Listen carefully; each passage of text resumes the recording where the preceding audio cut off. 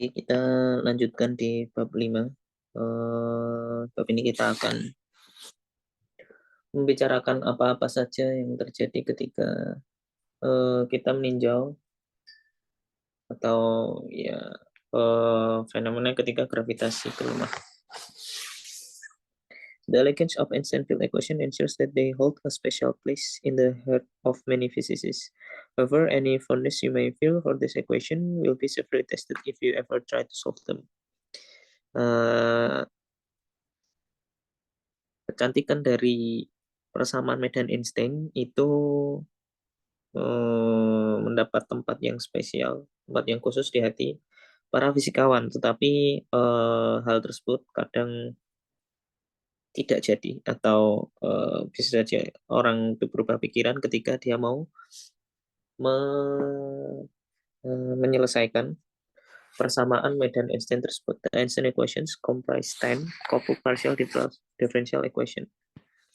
Persamaan medan Einstein itu terdiri dari 10 10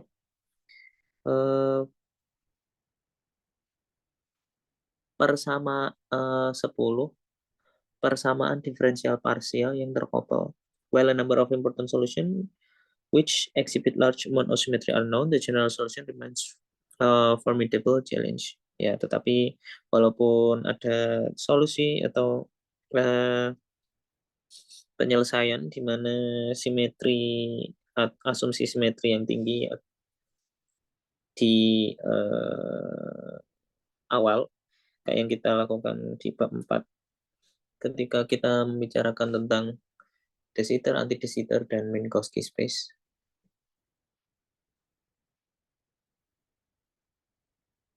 Sepertinya belum. Sepertinya belum, nanti di bab 6 akan diselesaikan.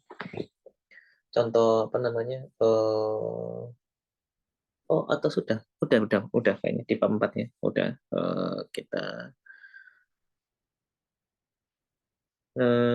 selesaikan dengan asumsi simetri yang tinggi. We can make progress by considering situation in which the metric is almost flat. Kita bisa membuat progres di mana kita berasumsi bahwa metriknya itu almost flat.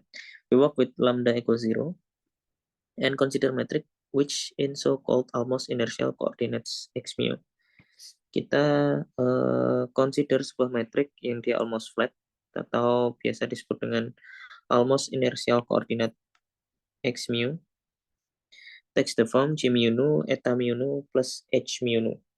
Here eta mu nu equal diagonal minus 1 plus plus plus is the Minkowski metric. The component h mu nu are assumed to be small perturbation of this metric. Dan h mu nu-nya itu diasumsikan dia adalah small perturbation dari metriknya. H mu nu-nya sangat lebih kecil dari 1. Our strategy is to expand the Einstein equations to linear order in the small perturbation h mu nu. Strategi kita adalah mengekspansi persamaan Einstein ke linear order in small perturbation h mu nu. Dimana ini sudah pernah kita lakukan di bab 1 ya. Ketika kita bicarakan tentang presisi dari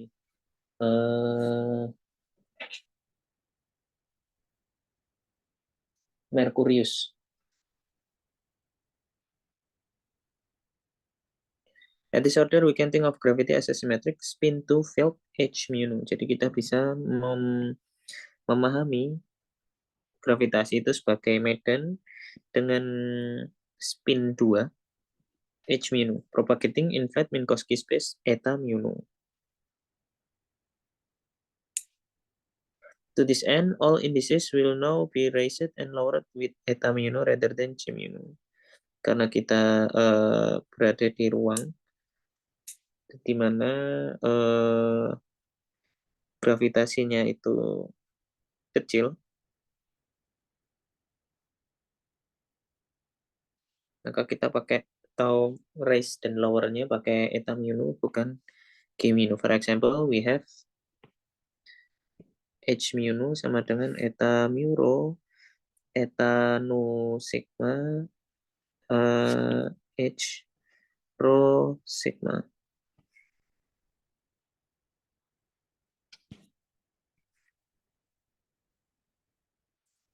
Our theory will exhibit a Lorentz variance under which x mu transform to at lambda mu nu x mu nu.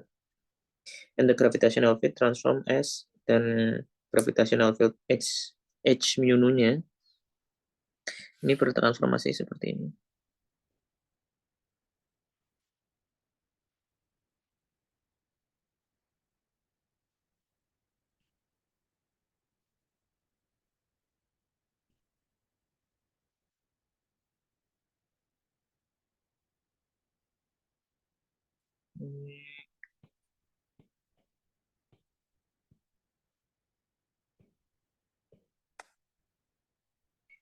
In this way, we construct a theory around flat space that starts to look very much like the other field theories that we made in physics. Linearized theory. To proceed, we need to construct the various curvature tensor from the metric 5.1. For each, we work at linear order in H to leading order. The inverse metric is, dan inverse metriknya itu didefinisikan atau kita dedus seperti ini. Eta mu nu dikurangi H mu nu. Jadi notice ada suku ini ya.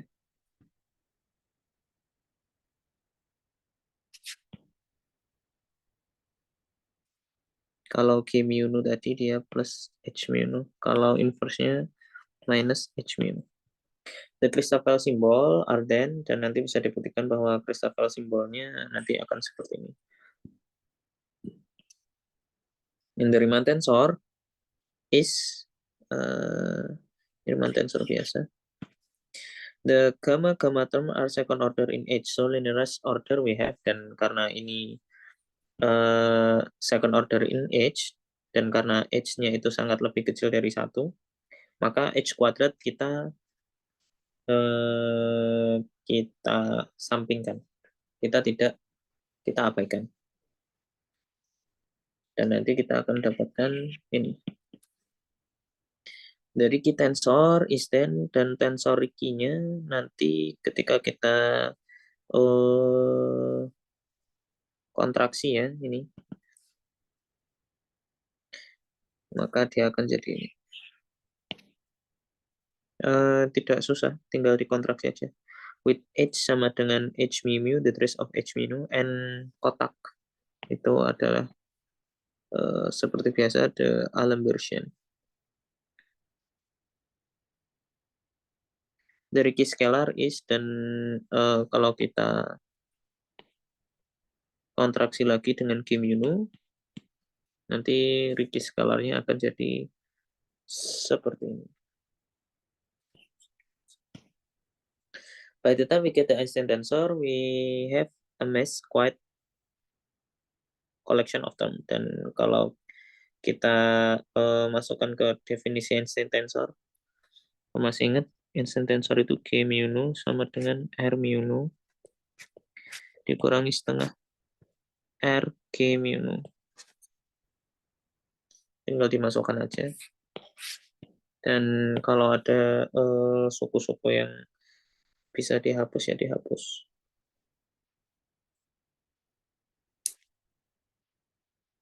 Nanti kalau dimasukkan yang atas semua tadi, kalau dimasukkan bersamaan ini, maka dia akan jadi ini.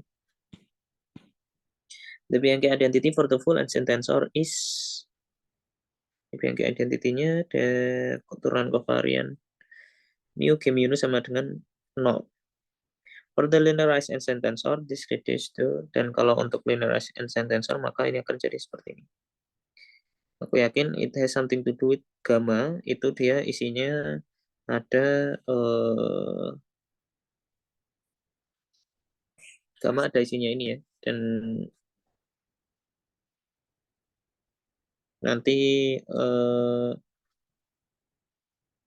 suku ini kuadrat itu juga kita abaikan. It is simple to check explicitly that it is indeed opaque by 5.5, dan nanti kalau kita masukkan ke sini dia 0.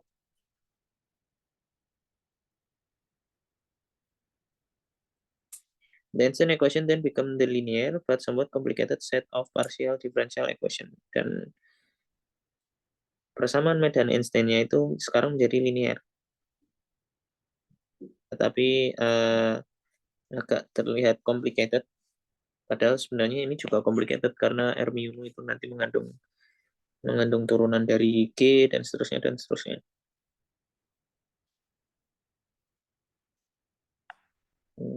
Full versionnya kalau yang ruas kirinya kita tuliskan sebagai H, maka dia akan jadi seperti ini. Walaupun sebenarnya nanti kalau persamaan ini sama dengan 0, itu kita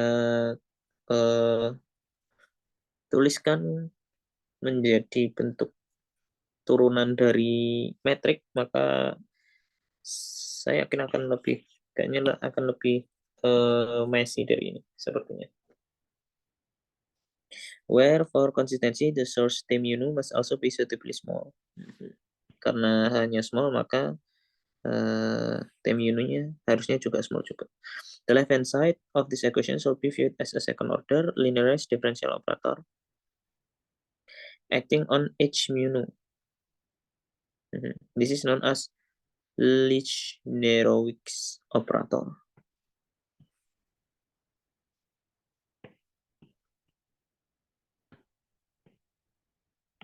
Jadi ini bisa kita hanya bisa kita keluarkan gitu ya, dan nanti kita akan menemukan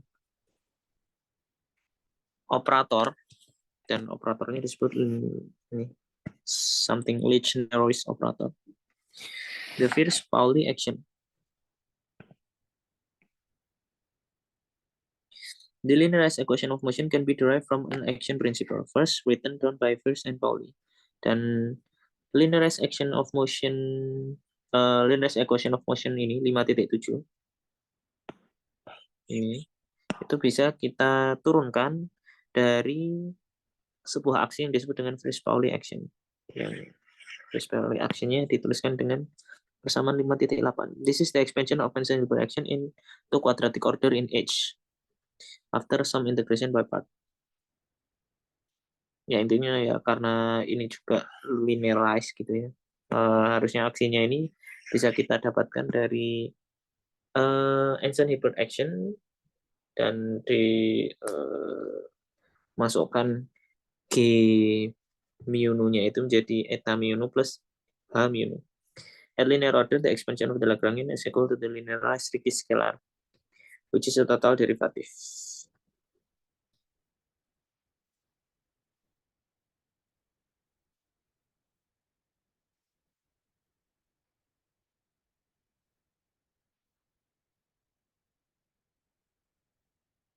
Oh, oke. Kalau kita cuma ambil linear, maka dia akan setara dengan linearized Ricci scalar ini. Tapi ya karena kita butuh, karena nanti akan diturunkan dan lain-lain, pakai persamaan Euler-Lagrange dan lain-lain, maka kita pakai quadratic order, nggak cuman linear order. Varying the first Pauli action and performing some integration by part, we have tinggal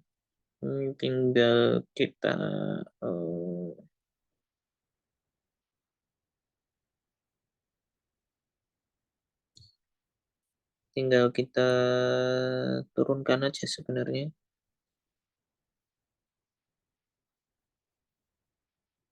I don't think should do that. I mean, ini tinggal diturunkan dan performing integration by part seperti yang dibilang. Yeah. I don't think it's complicated.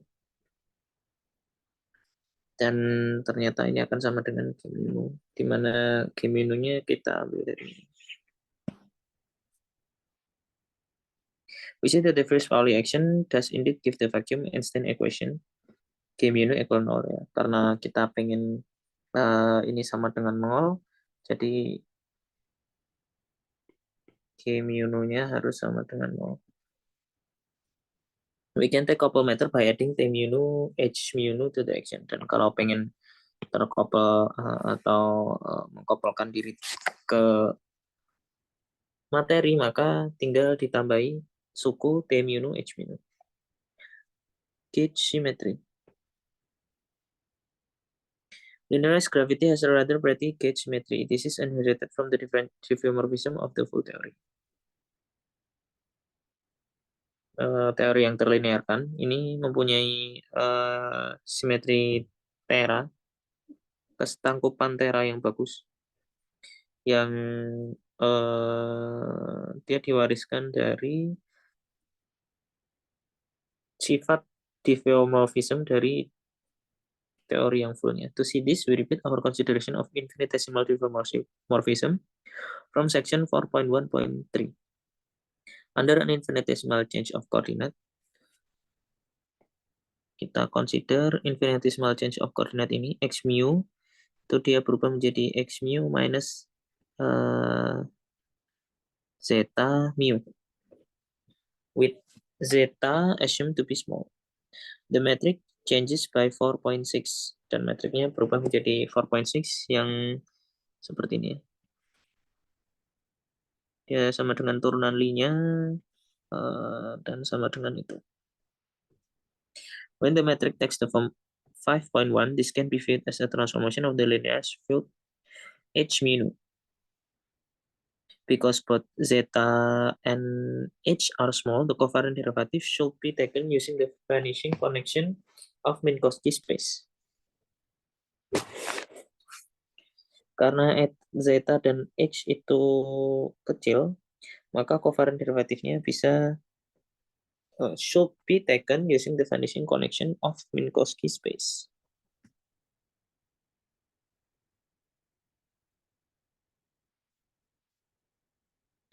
Berarti gamanya 0 ya. Gamanya 0.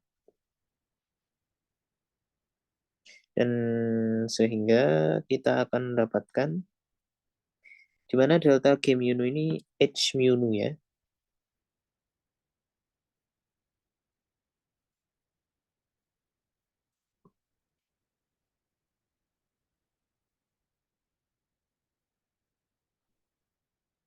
Oh, wait, bentar.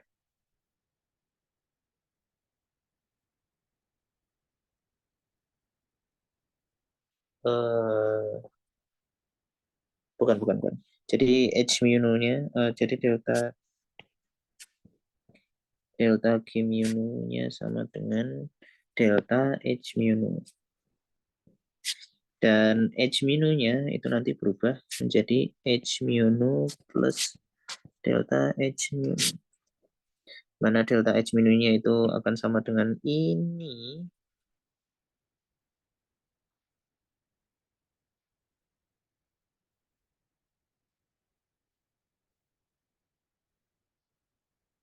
This is supposed to be delta H mu ya.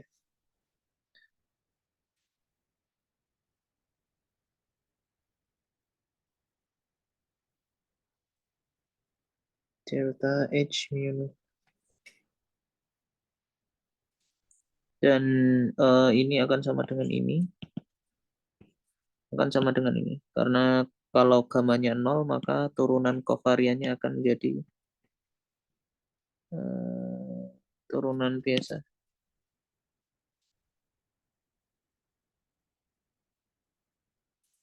Tapi saya masih ragu apakah ini theta atau G.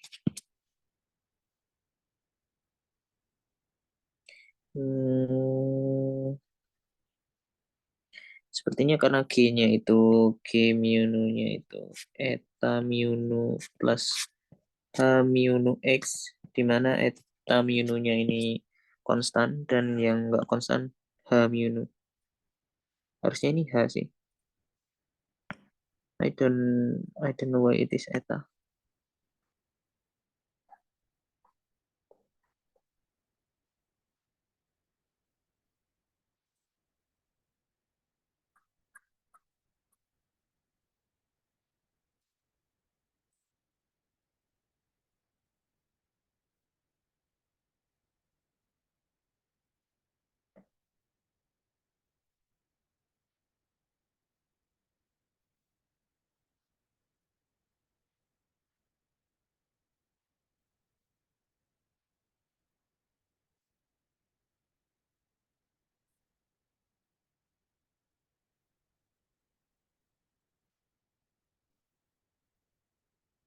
Tapi kayaknya benar karena nanti kalau ini G nanti pakai turunan yang ini. Tapi kalau Minkowski nanti turunannya pakai turunan biasa. This looks very similar to the gauge transformation of Maxwell theory, where the gauge potential saves S. Kalau di Maxwell theory itu potensial teranya itu berubah menjadi seperti ini ya. Just as the electromagnetic field strength F mu nu equal 2 partial mu E nu antisymmetric. Is a gauge invariant. So is the linearized Riemann tensor. Jadi linearized Riemann tensor ini juga gauge invariant juga.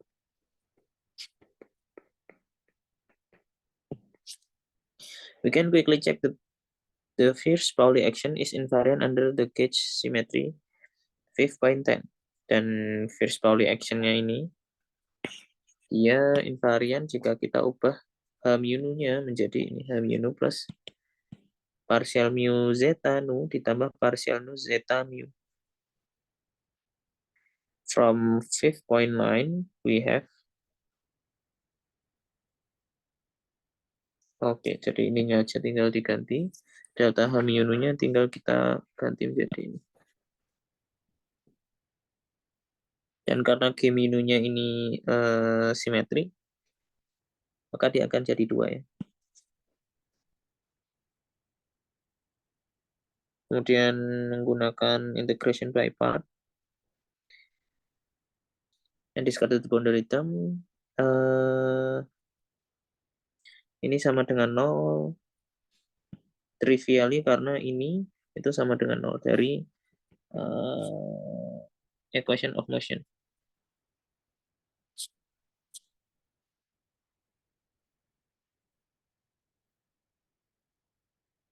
Wait, salah. Bukan equation of motion, tapi Bianchi identity ya.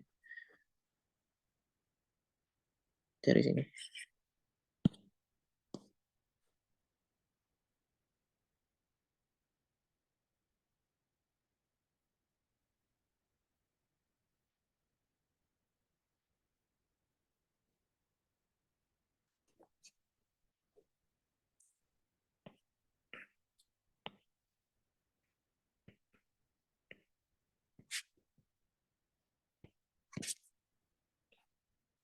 In fact, this is just the same argument that we used to derive the Bianchi identity in section 4.13. Now play it backward. When doing calculation in electromagnetism, it's often useful to pick a gauge. One of the most common use is Lorentz gauge. Biasanya kalau di electromagnetism itu berguna kalau kita picking a gauge. Ya kan untuk menyederhanakan permasalahannya. Nah, di sini juga sama. Once we impose this condition, the Maxwell equation reduce to the wave equation seperti ini. Jadi dia lebih mudah. We solve this equation in detail in the lecture of electromagnetism. We can impose a similar gauge fixing condition in linearized gravity. Kita bisa menggunakan mengfix gauge yang sama atau ya melakukan hal yang sama seperti electromagnetism. In this case, when the analog of Lorentz gauge is called the de Donder gauge. Dan kalau di sini analog dengan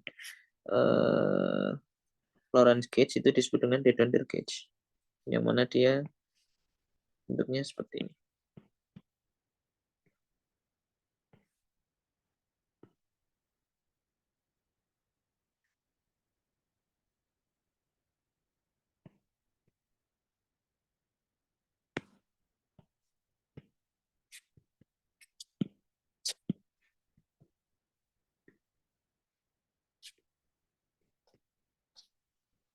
To see that this is always possible, suppose that you are handed a metric that doesn't obey the de Donder condition but instead satisfy seperti ini. Jadi dia nggak nol. For some function f mu. Then do a gauge transformation 5.10 dan kemudian kita menggunakan gauge transformasi yang seperti ini. Your new gauge potential will satisfy ini. Jadi hanya itu kita masukkan, kita tambahkan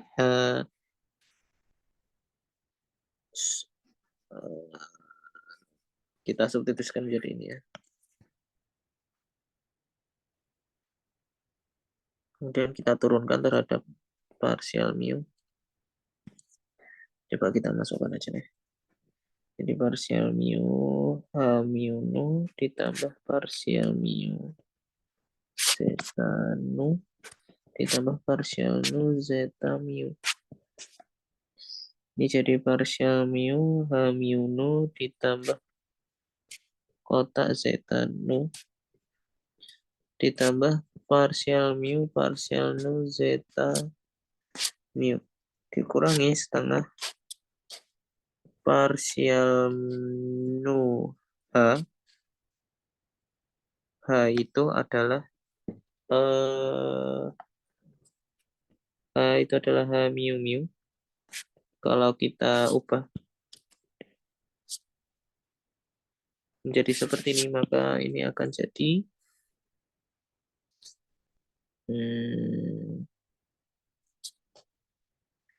H mu mu plus K mu nu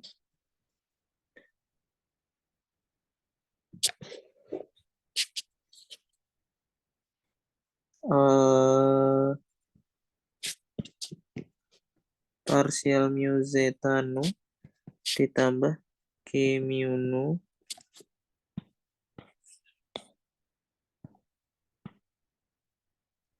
partial nu zeta mu. Kemudian ini jadi H mu mu atau H ditambah ini jadi partial mu zeta mu ditambah ini juga sama ya, partial mu zeta mu. Ini jadi H plus 2 aku tulisnya gini aja, partial dot zeta.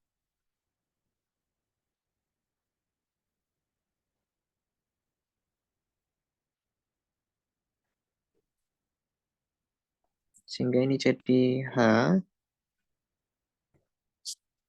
dikurangi partial nu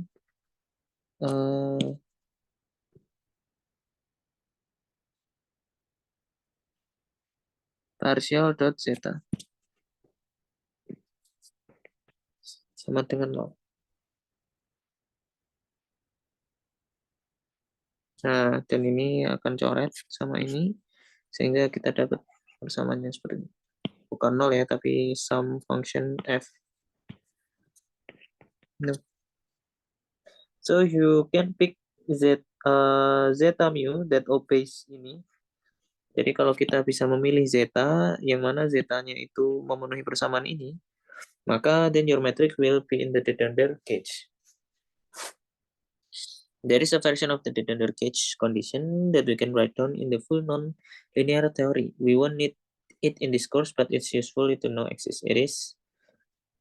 Jadi ini version gauge condition yang kita bisa tuliskan di full non-linear theory. Full version of Dedender gauge condition.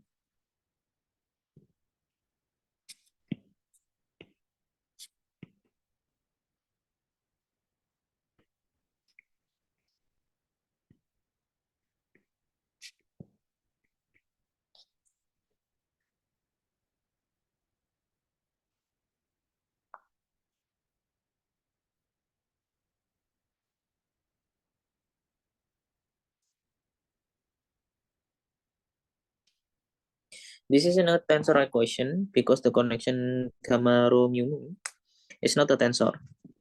Ya, jadi ini bukan tensor. Ya.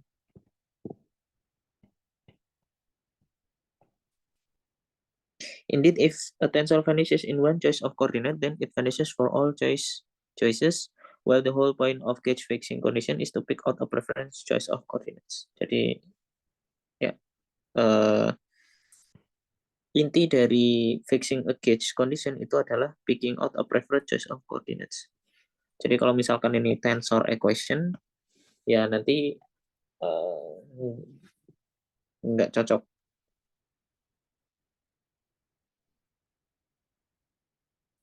If we substitute if we substitute it in the linear Christoffel symbol, this reduces the Dendler gauge condition. Oke, jadi kalau gamanya ini kita substitusikan dengan linear Christoffel symbol 5.2, maka dia akan jadi the Dendler gauge condition. The nonlinear gauge condition 5.20,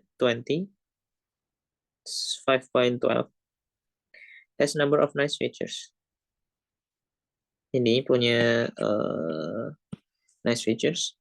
For example, in general, the wave operator or on Riemann manifold the Laplacian is ini sama dengan ini. Tinggal kita masukkan aja definisi turunan kovarian. If we fix the gauge, the annoying connection term vanishes and we simply have jadi kalau kita fixing jadi the Dondor gauge, maka wave operatornya itu jadi nice seperti ini. A similar simplification happens if we compute the covariant divergence of one form.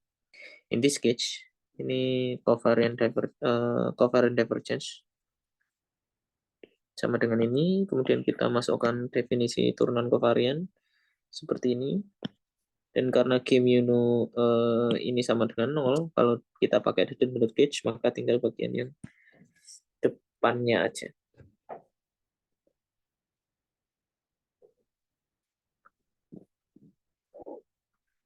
Back in our linearized world, kembali ke teori linear kita. The Dondor gauge greatly simplifies the Einstein equation 5.7, which now become, jadi kita ambil ini sama dengan 0 ya. Kalau kita substitusikan di sini, maka dia akan jadi itu. Saya rasa tidak susah. Coba kita lihat partial mu, h mu.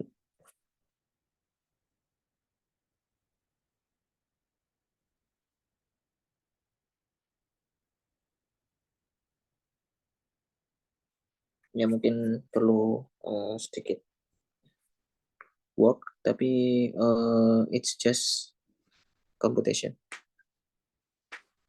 It is useful to define, dan kemudian kita definisikan. Jadi ini adalah linearized Einstein equation in the Dondor gauge.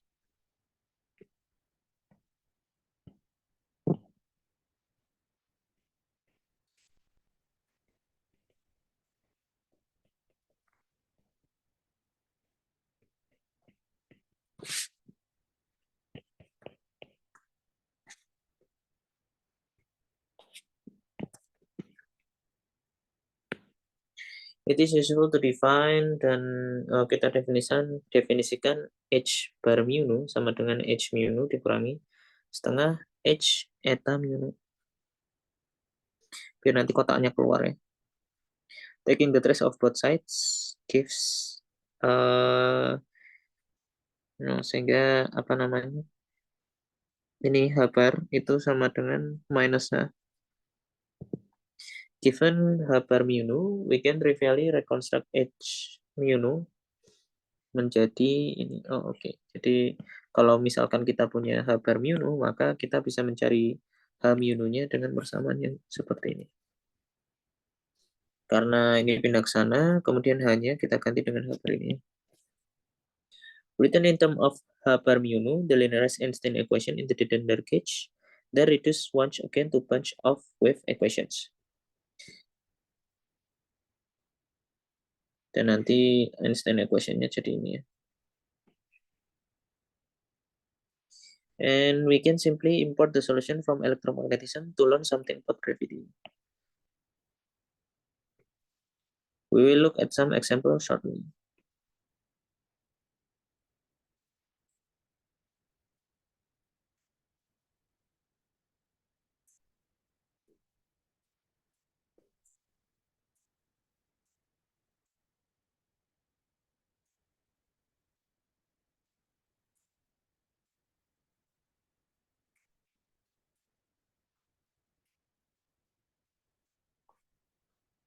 the Newtonian limit.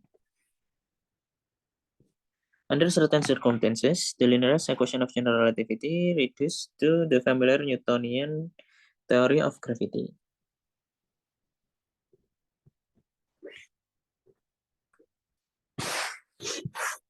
The circumstances occur when we have low density, slowly moving distribution of matter.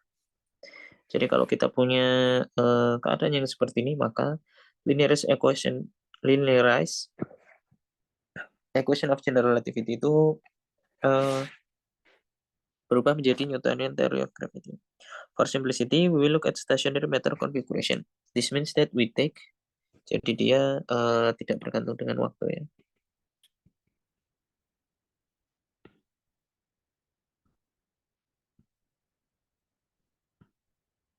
Karena ini 3 factor x.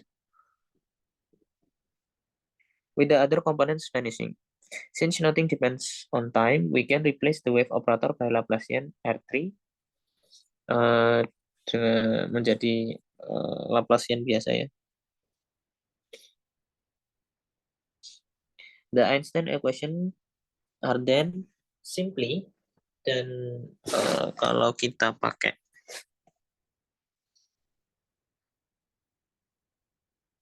ini, kita ganti kotak ini jadi nabla, maka dia akan jadi ini ya. Karena nothing depends on time.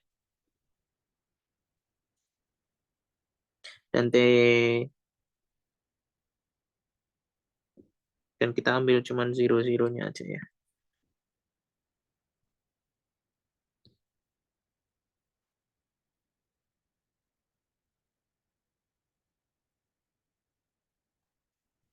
Karena yang lain, T mu nu yang lain itu 0.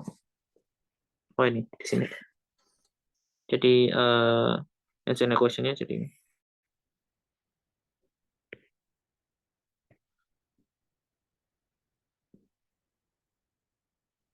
With suitable boundary condition, the solutions to these equations are, dan solusi dari persamaan tersebut adalah seperti ini.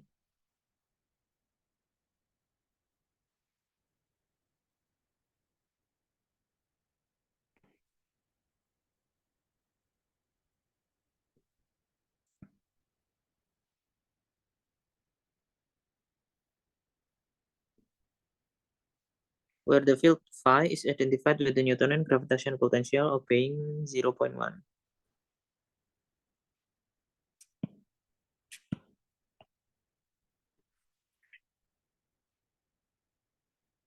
Nabla kuadrat phi sama dengan 4 phi 0. Translating this back to h mu nu using 5.14. Pakai ini ya. Kalau kita punya H bar mu nu, maka kita bisa mencari H mu nu pakai persamaan 5.14. We use H bar sama dengan plus 4 phi. To find H00 sama dengan minus 2 phi.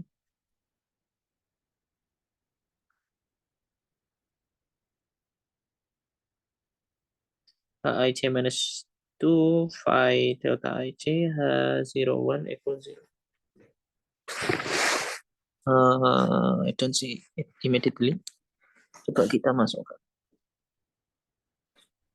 Ini H mu nu sama dengan H bar mu nu dikurangi setengah H bar eta mu nu.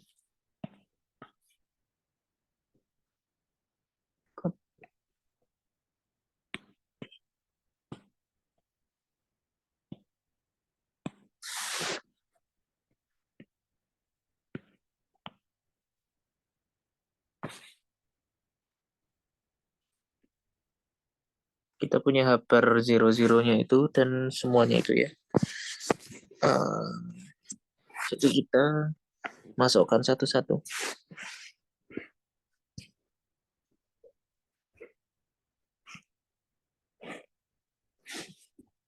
Kita cari dulu H bar mungkin.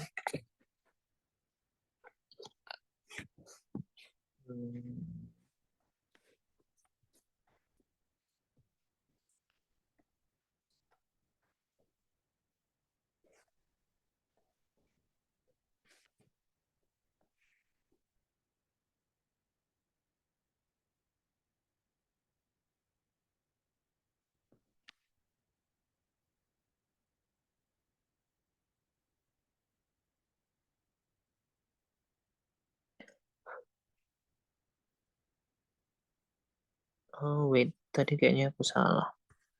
Bukan salah sih. Kalau mau naikkan atau turunkan tadi pakainya H ya, bukan G. Oh, bukan G tapi eta.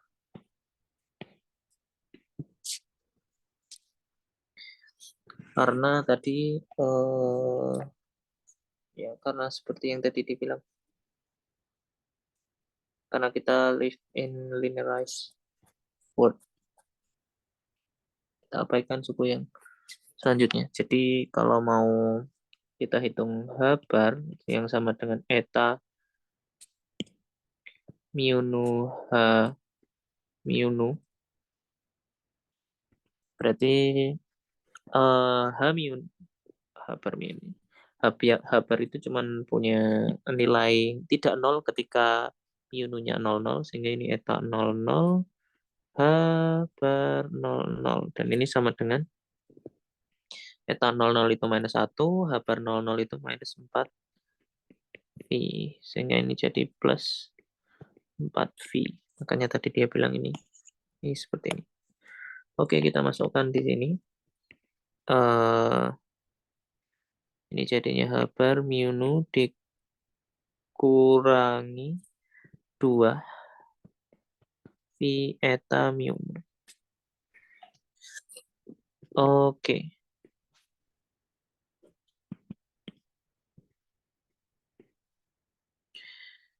di sini H bar mu nu itu tidak nol. Eh, case di mana mu dan nu-nya itu sama dengan nol. Berarti H 00 itu sama dengan H bar 00 dikurangi 2 phi eta 00. Eta 00 itu min 1. Ini H bar 00 tadi minus 4 phi.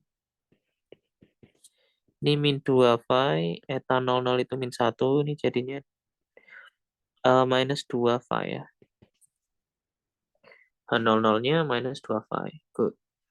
Kemudian ada juga yang eta mu nu-nya ini enggak 0 ketika mu nu-nya sama dengan IC. Case di mana mu nu-nya sama dengan I, C. Berarti HIC-nya itu sama dengan ini 0, cuman yang ini enggak 0. Tetapi eta IC itu sama dengan 1 ya. Ini jadi minus 2 phi. Oh, delta IC. Karena eta mu nu-nya jadi delta IC. Oke, good. Dan H01 sama dengan 0 karena ya etanya ini 0, ininya juga 0. Putting this back in the full metric K mu nu equal eta mu nu plus H mu nu we have. Dan kalau kita masukkan di metriknya, maka kita akan mempunyai persamaan yang seperti ini. Oke ya. Tinggal dimasukkan aja.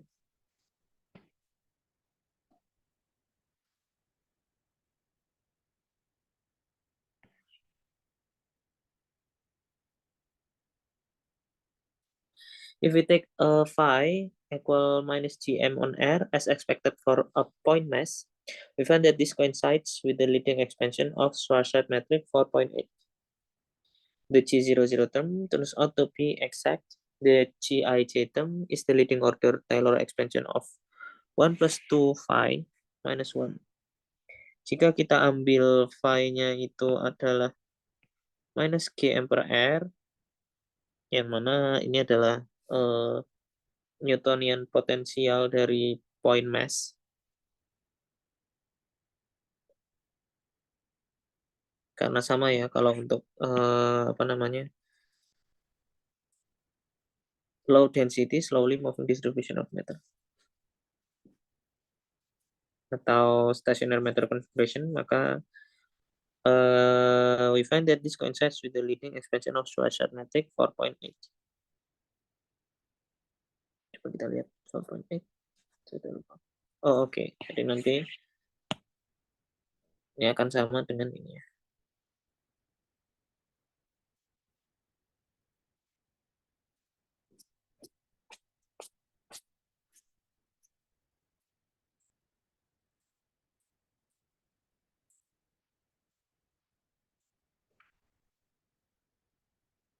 The G00 term should also be exact. The Gij term is the leading order Taylor expansion of 1 plus 2 pi minus 1. Oke, jadi kalau ini di Taylor expansion kan, maka nanti akan keluar.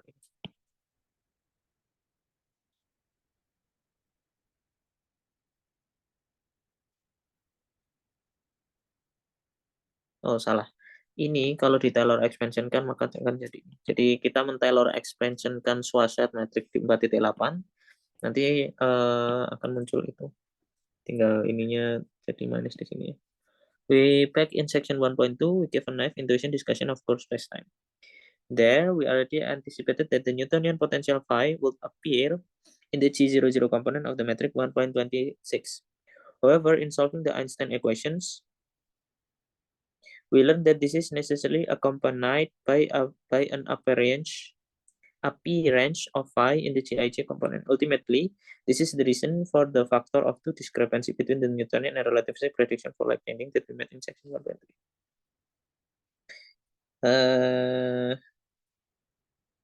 Ketika di section 1.2, ketika kita membicarakan tentang motivasi kenapa kita harus belajar general relativity,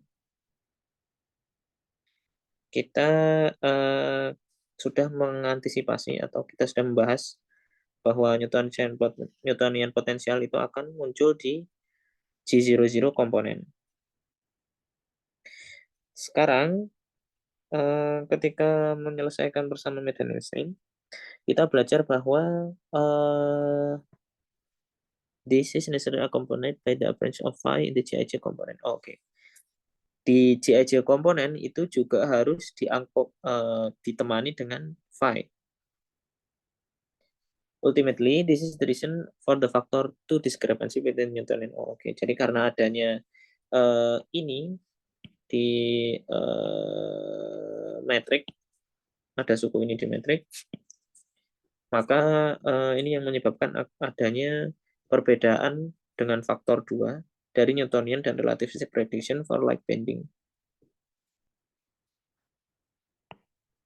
Oke. Gravitational waves. A long time ago in a galaxy far, far away, two black holes collided. Here, a long time ago means 1.3 billion years ago. And far, far away means a distance of about 1.3 billion light year. To say that this was a violent event is something of an understatement. One of the black holes was roughly 35 times heavier than the sun. The other about 30 times heavier. When they collided, they merged from a black hole whose mass was about 62 times heavier than the sun. Now 30 plus 35 not equal to 62. Jadi harusnya kan 65 ya kalau collide, tetapi ternyata ketika collide itu masanya adalah 62. Kemana 3 masa matahari yang lain? This means that some mass or equivalent energy when missing during the collision in a tiny fraction of a second. This pair of black holes emitted an energy equivalent to 3 times the mass of the sun. Ketika dua black hole ini menyatu, maka ada energi sebesar 3 kali massa matahari itu menyebar atau ya emitted. That it turns out is quite a lot of energy. For example, nuclear bomb convert the mass of a handful of atoms into energy. Oke, jadi nuclear bom nuklir itu mengkonversi massa dari atom itu menjadi energi. Padahal satu atom gitu ya, itu jadi bom nuklir kan ya sangat besar gitu. Maksudnya impact-nya, dampak ledakannya. Padahal energi yang dihasilkan dari bom nuklir itu hanya setara dengan massa atom gitulah. Apalagi ini massa dari 3 matahari seperti itu. Kalau dijadikan energi, ya tinggal dikali aja berapa jumlah atom yang ada di matahari dikalikan dengan energi dari bom nuklir. But here we are talking about the solar masses, not atomic masses. In fact, for a tiny fraction of second, this colliding black holes release more energy than all the stars in all the galaxies in the visible universe put together.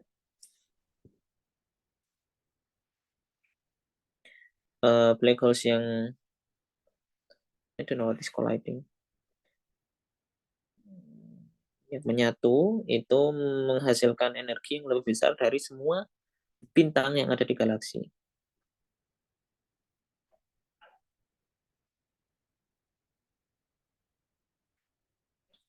But the most astonishing part of the story is how we know this collision happened. It's because September 14, 2015 at 9:30 in the morning UK time, we felt in the collision of the black holes was so violent that it caused an enormous perturbation of space-time.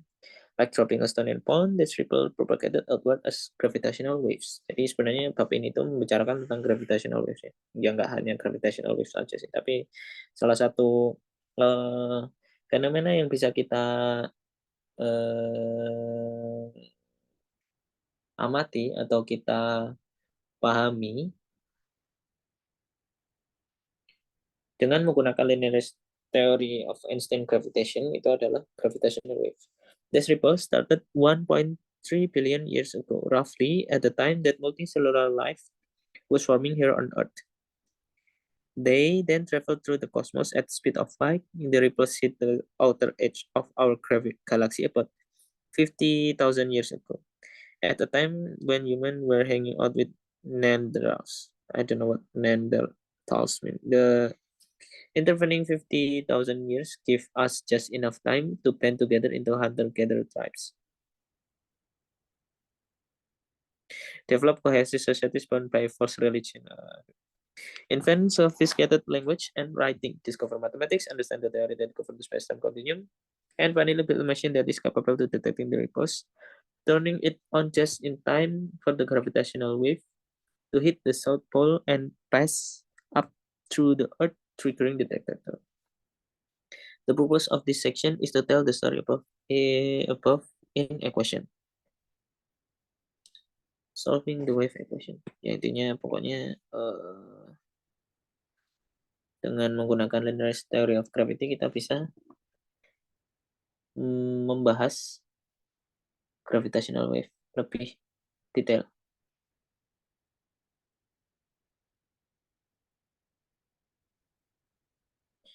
Gravitational wave propagate in vacuum in the absence of any sources.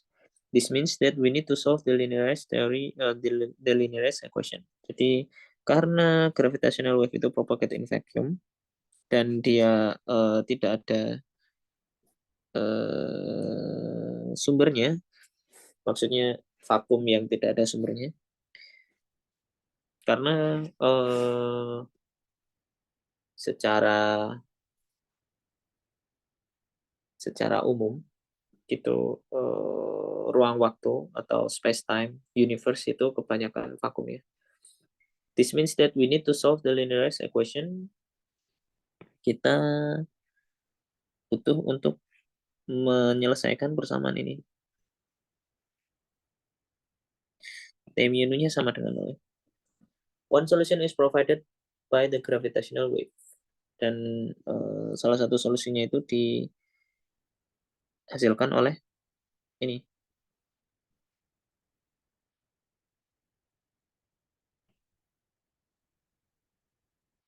Here H mu is a complex symmetric polarization matrix dan H mu-nya ini matriks ya berarti karena dia ada dua indeks.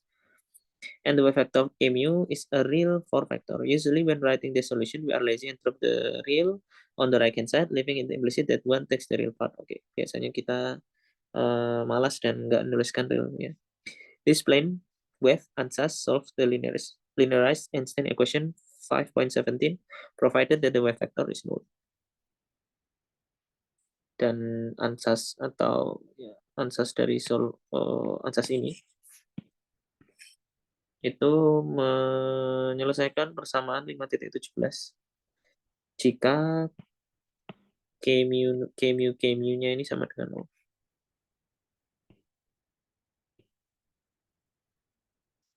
This tells us that the gravitational waves, like light waves, travels at the speed of light. Dan karena dia nul, berarti dia travel at the speed of light. If we write the wave vector K mu equal omega, K with omega the frequency, then this condition becomes omeganya sama dengan plus minus k.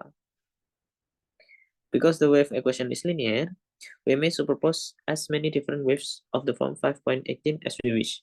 In this way, we build up the most general solution to the wave equation. Oke, jadi kita build up most general solution to the wave equation dengan mengsuperposisikan ini apa namanya solusi dari wave equation tadi. Naively, the polarization matrix H mu nu has 10 components, but we still have to worry about gauge issues. The answers 5.18 satisfy the Dendel gauge condition. Partial mu H bar mu nu equals 0 only if K mu H mu nu equals 0. Tinggal dimasukkan sebenarnya H bar mu nu-nya ini kan sama dengan ini. Tinggal dimasukkan, berarti kalau intinya tinggal dimasukkan, nanti kita dapat ini.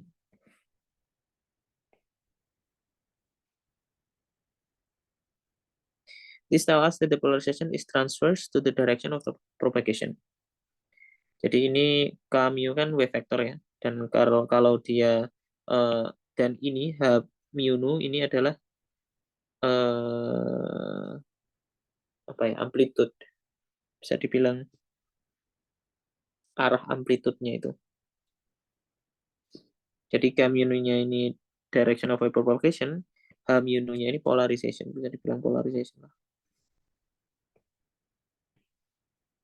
Nah, artinya polarisasinya itu transverse dengan direction of propagation.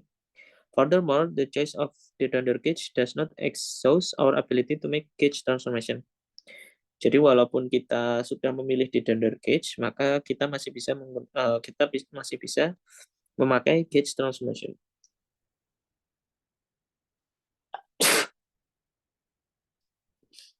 If we make a further gauge transformation H mu nu sama dengan ini,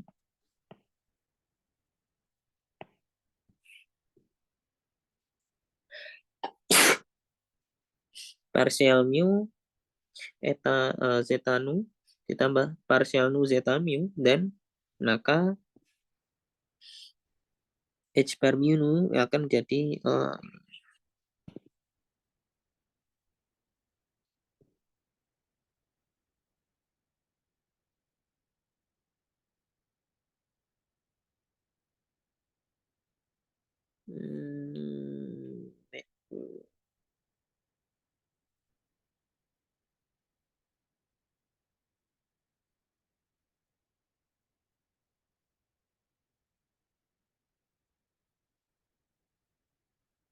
oke, ini H bar ya.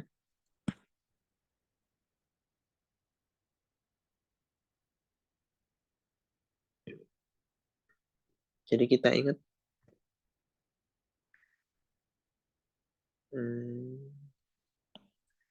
lupa H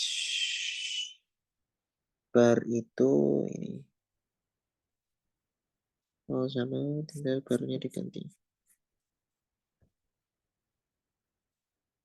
Kita ingat bahwa H bar itu adalah ini, sehingga kalau kita ubah, maka nanti H barnya akan jadi H bar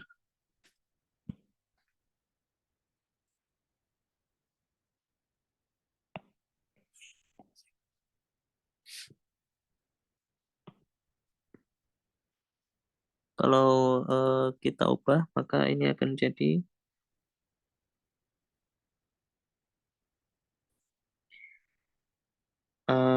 H mu nu plus partial mu zeta nu ditambah partial nu zeta mu dikurangi setengah A.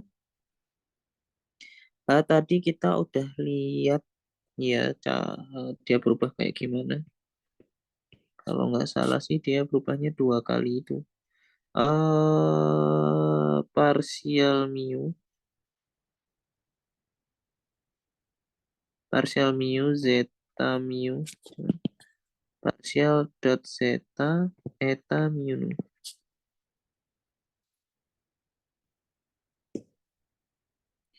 Dan H bar itu adalah ini dikurangi ini. Sehingga ini jadi kabar mu nu ditambah partial mu zeta nu ditambah partial nu zeta mu dikurangi partial rho zeta rho eta mu nu. This transformation leaves the solution of the de Donder-Gauge partial mu h bar mu nu equal 0 provided that D'Alembert zeta nu sama dengan 0.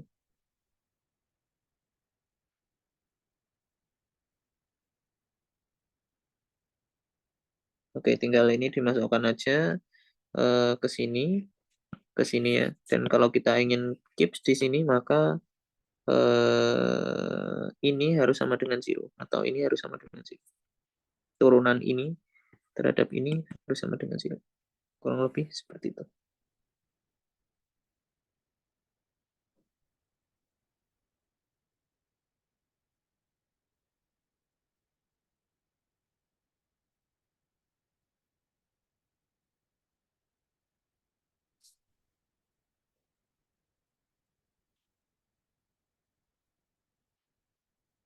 Bukan dari sini sih kayaknya, dari sini ya.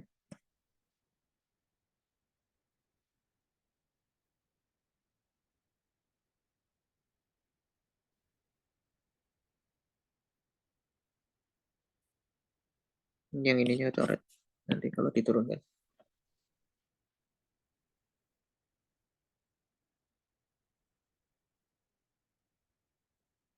Jadi intinya ketika kita memilih the Donder Gauge, kita masih bisa menggunakan gauge transformation asalkan zeta-nya itu memenuhi persamaan ini, karena dia nanti nggak akan merubah the Donder Gauge ini.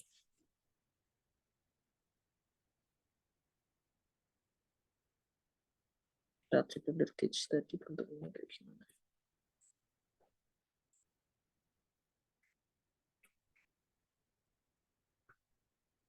The Donder Gauge yang seperti ini. Oh ya, oke. Kalau di Haber, the Donder Gauge-nya cuman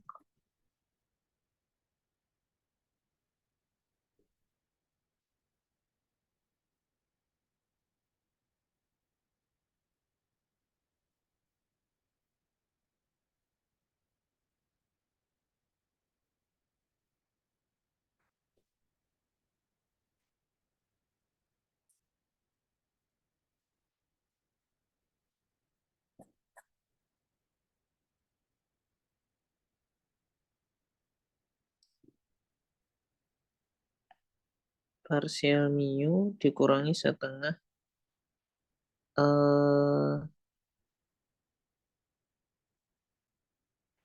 itu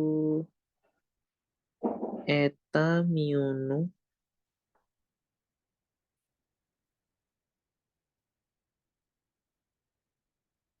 h mu kan eta mu nu h mu nu partial nu ini jangan eta mu nu deh, ini eta alpha beta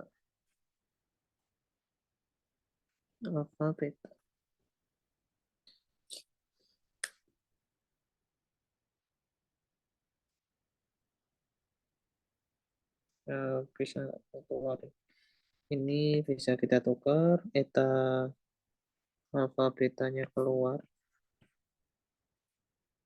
partial nu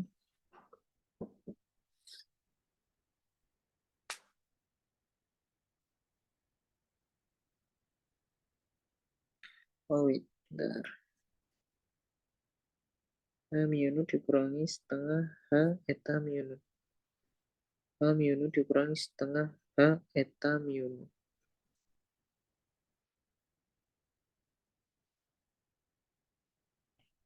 Ini saya mau menuliskan di Dender Gauge dalam Haber ya. Belum ada kan di sini.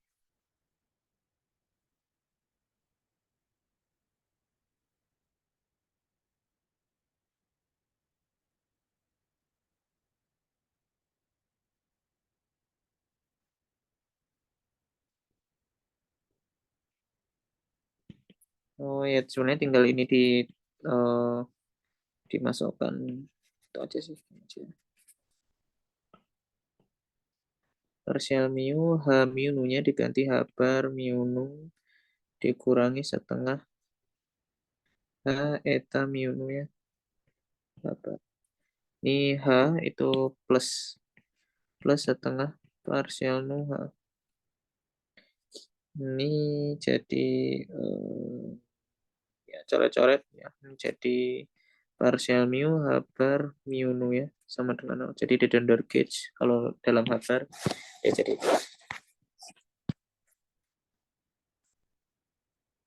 ini di Dendor gauge.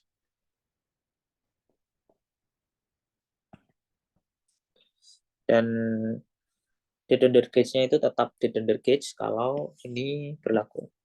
In particular, we can take zeta mu sama dengan ini. Jadi solusi dari ini itu adalah zeta mu-nya sama dengan suatu amplitude lambda mu kali E pangkat I kero X rho. Which obey dalam version ini sama dengan 0 because kero sama dengan 0. Oke ya. Jadi kalau kita turunkan lagi satu kali atau kita turunkan dua kali maka rho-nya akan turun dua kali juga ya. Dan nanti akan ini jadi a gauge transformation of this type shifts the polarization matrix to, dan kalau kita ambil gauge transformation yang seperti ini dengan zeta-nya itu ini maka nanti polarization matriksnya akan berubah menjadi seperti ini. I don't think it's kayaknya nggak susah. Maksudnya tinggal dimasukkan aja. Tinggal dimasukkan ini. Ya. Tinggal kalau turunan ini nanti dia akan menarik K gitu seperti itu. Polarization matrices that differs in this way describe the same gravitational waves. Okay. Jadi polarization matrices yang berbeda atau berbeda yang seperti ini. Dia mendeskripsikan gravitational wave yang sama. We now choose the gauge transformation lambda mu in order to further set. Kemudian kita pilih lambda mu sedemikian rupa sehingga polarization matrixnya memenuhi persamaan ini. This condition in conjunction with 5.19 are known as transverse traceless gauge. Jadi kalau kita semua kondisi-kondisi semua itu dan juga 5.19 ini itu disebut dengan transverse traceless gauge because H is traceless, ini traceless. This choice of gauge has the advantage that H mu nu equal H bar mu nu. Okay, nice. Dan nanti akan dapat ini. Ini nice karena ya kita bisa mengganti H menjadi H bar. At this stage, we can do some counting. The polarization matrix H mu nu has tens component. Okay. Karena dia adalah simetrik, matrik ya, matrik yang simetrik.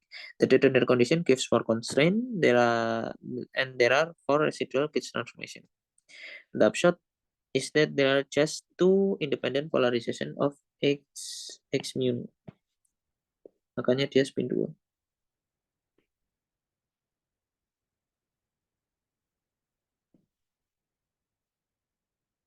Atau enggak? I don't know apakah itu something to do with spin atau enggak. Oh enggak sepertinya.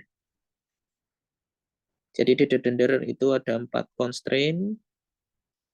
Ini ada 4 karena nu-nya ini punya 4 degree of freedom. Kemudian for residual gauge transformation. Jadi dari sini nu-nya juga punya 4 degree of freedom. There is a similar counting in Maxwell theory. The polarization mu similarly has 4 component. The Lorentz gauge kills one of them. Ini cuma satu ya. Karena ya ini dijumlahkan sehingga dia cuma jadi satu persamaan. And the residual gauge transformation kills another, dan residual gauge transformation kills another. Leaving the two familiar polarization states flat. An example: Consider a wave propagating in z direction. The wave vector is, kalau dia propagating in z direction only, maka wave vektornya seperti ini ya. Ini omega ya, karena memang omega. Kemudian kita ingat bahwa ada persamaan ini, omega sama dengan plus minus k. Jadi ya dengan itu maka kalau kita mengconsider wave propagating in z direction saja, maka ya wave vektornya seperti itu. For vector wave-nya seperti itu. The condition 5.19 sets H0 nu ditambah H3 nu sama dengan 0. 5.19. Ini, oh ya, jadi karena K-nya ini cuman ada di 0 dan 3, maka ada persamaan ini. The additional constraint 5.21 restrict the polarization matrix to P. Dan constraint 5.21 ini trace-nya harus 0. Trace-nya harus 0, maka dia harus plus minus seperti itu. Dan karena H0 mu-nya ini harus 0, sehingga ini 0. Dan karena dia simetrik, maka ini juga 0. I don't know why this is 0.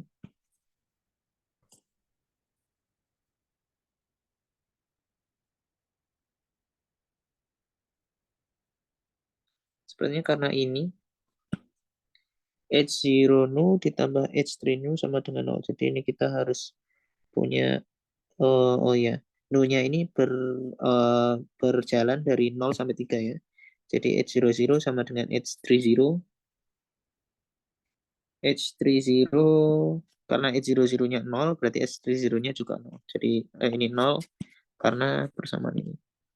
Kemudian kalau nu-nya 1, H01 sama dengan H31, minus H31. Ini tapi H01 itu 0 dari ini. H0 itu sama dengan 0. Sehingga H31 sama dengan 0 juga. H31, oh bentar, H30 itu yang ini ya. H30 itu 0 tadi.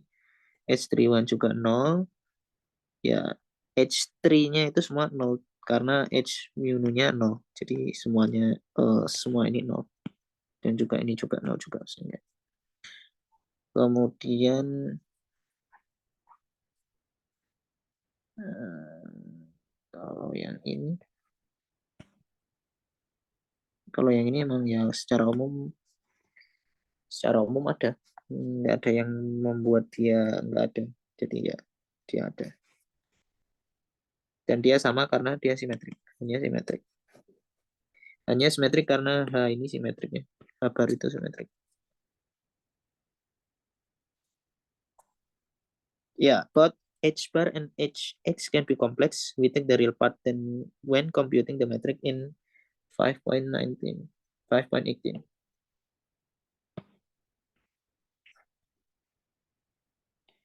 Here we see explicitly that the two polarization state H bar and X. We will see below how to interpret these two polarization.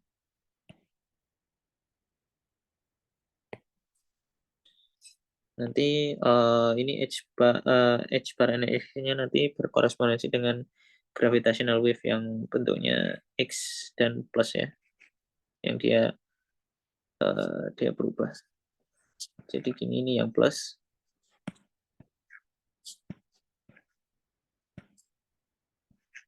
Kalau yang X nanti dia polarization yang ya, X.